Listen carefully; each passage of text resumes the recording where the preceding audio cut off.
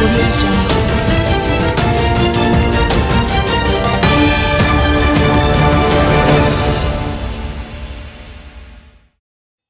Commissioner Blake calls for clarity after murder of 4-year-old Shannon Garden.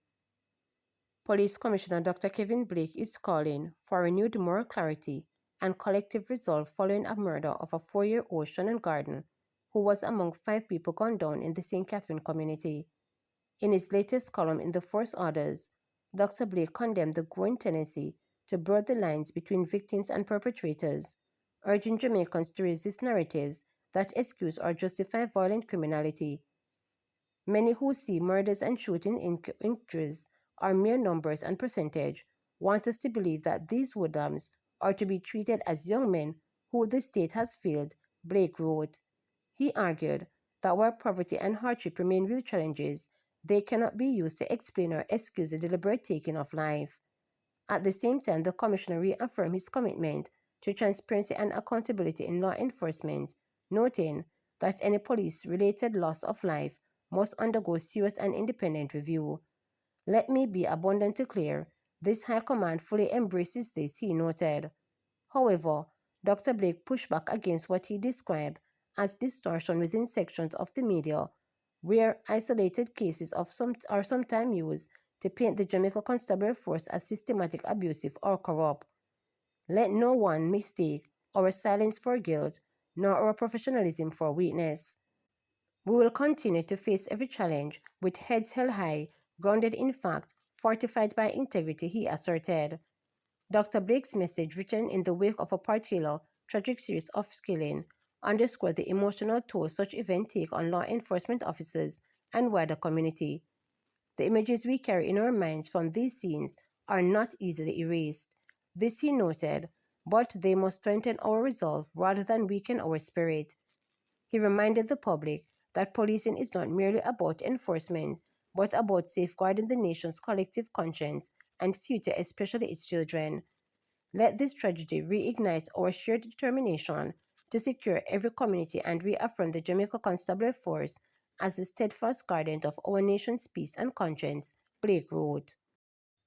Witnesses to be called in for a trial of Will Reid co-accused.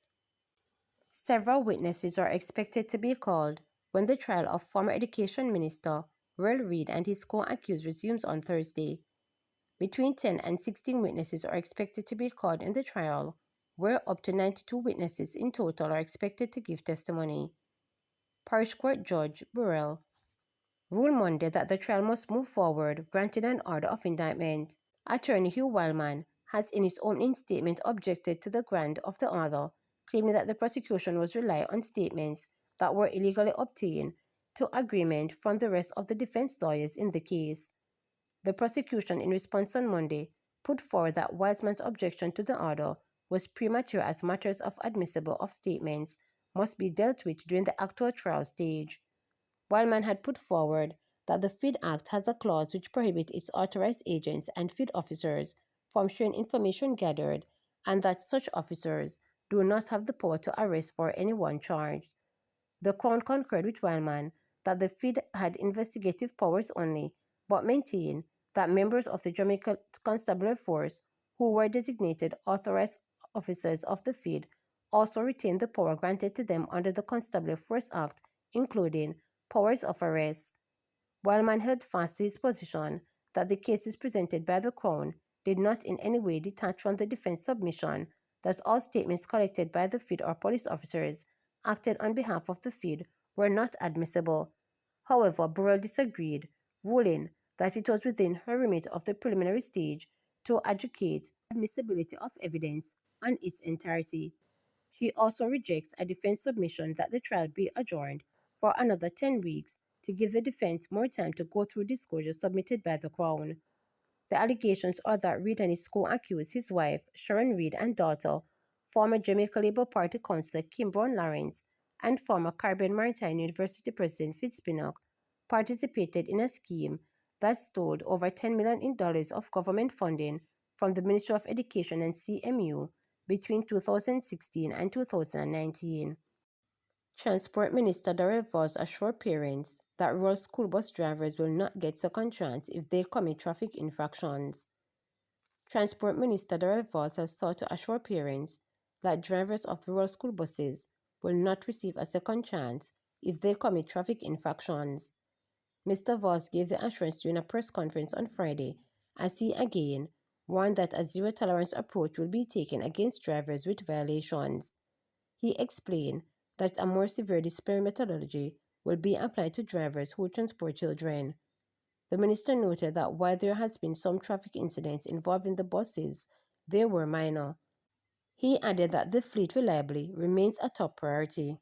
So it's a complete difference to whether they are traveling with cargo or whatever else. This, you may not get a second chance. So if there is actually an infraction, it has to be treated with a matter of urgency to avoid the possibility of that same driver having another infraction that may not end as the first one did. It may end much worse. So I just want to reassure the parents that we are very cognizant of that. And the fact of the matter is that the regular disciplinary methodology cannot be used for school bus drivers. It has to be something that is monitored in real time and action taken immediately to make sure that we prevent as much as possible any avoidable tragedies. We have had some, what I would like to call fender benders. There has been minor traffic accidents. Thankfully, nothing that has caused any major damage to the buses or any major health challenges or injuries, much less deaths. El Hydro's Maintenance Division, with the monitoring from the JUTC, continues to provide rapid assessment and repairs to minimize downtime. Non-critical defects are cleared for dispatch under strict safety protocols. The proactive approach has minimized service disruptions and strengthened overall operational readiness. Lotto jackpot hit for a second time this year. A lucky player from St. Catherine is now $57 million richer after hitting the Lotto jackpot in Saturday night's draw, the second time the jackpot has been won this year. The winning numbers were 1, 11, 16, 18, 25, and 32, drawn on Saturday, October 11. The winning ticket was purchased in Spanish Town. To claim the prize, the winner must present the signed ticket along with a valid national identification at the Supreme Ventures flagship store at Twin Gates Plaza in St. Andrew within 90 days of the draw date. This is the second Lotto jackpot win for 2025. In August, a St. Andrew woman took home a massive $229 million jackpot. Labour Ministry invites job seekers to attend job fair in Portland. The Minister of Labour and Social Security is inviting job seekers in Portland and its environs to participate in an upcoming St. Catherine Job Fair schedule for Wednesday, October 29.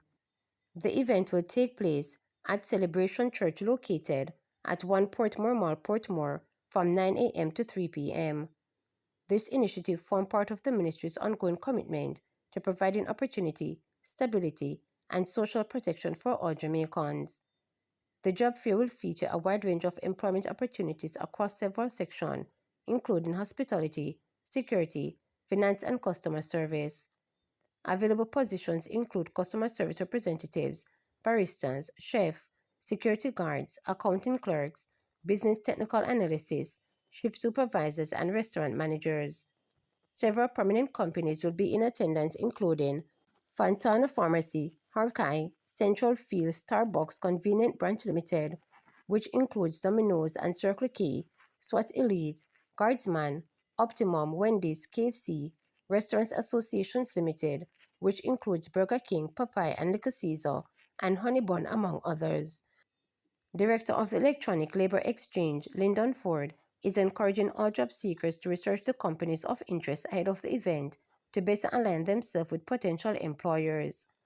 He is also imploring participants to dress professionally and come with a winning attitude on the day, emphasizing this preparation and presentation often make the difference in securing employment.